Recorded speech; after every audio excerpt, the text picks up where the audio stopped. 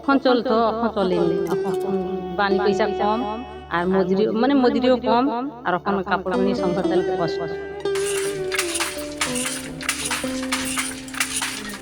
এবার পুজোয় তাঁতের শাড়ি কিনবেন নিশ্চয়ই। হ্যাঁ, তাঁতের শাড়ির কথাই বলছে।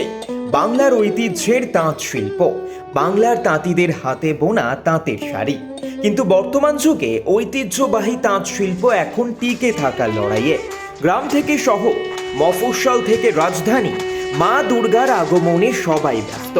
দোকানে দোকানে জামা কাপড় কেনার ভিড়, কুমোর পাড়ায় চলছে জোর প্রস্তুতি। একসময় গ্রাম বাংলার তাঁতিপাড়ায় তাঁতের টুংটাং শব্দে তাঁতির মুখের চওড়া হাসিতে ধ্বনিত হতো উমার আগমনী বার্তা। সকাল থেকে রাত পর্যন্ত তাঁত মেশিনের চাকা ঘুরত বিরামহীন। পূর্ব মেদিনীপুরের পটাশপুরের চন্দনপুর গ্রামে পুজোর ঠিক আগে থেকেই তাঁত শিল্পীদের ঘরে থাকত উৎসবের আমেজ।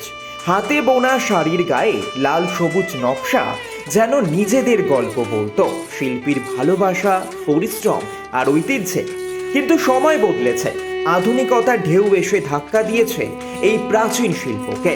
বাজারে সস্তা মেশিনে তৈরি কাপড়ের দাপটে ধীরে ধীরে হারিয়ে যাচ্ছে হাতে বোনা তাঁতের কদর। কিন্তু সেসব গর্ব আজ অনেকটাই লাভ। এখন দুর্গাপুজোর বাজারে সিল্ক ও সিনথেটিক শাড়ির চাহিদাই বেশি। দ্রুত তৈরি হওয়া ঝকঝকে ডিজাইন আর তুলনামূলক কম দামের জেরে ক্রেতারা ঝুঁকছেন মেশিনের তৈরি শাড়ির দিকে। ফলে হাতে বোনা শাড়ির জন্য বরাত পাওয়া যেন এখন কার্যত দুষ্কর হয়ে উঠেছে।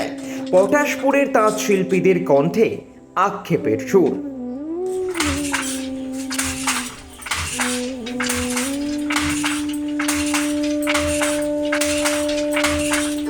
এর উপর কি আপনাদের সংসার চলে?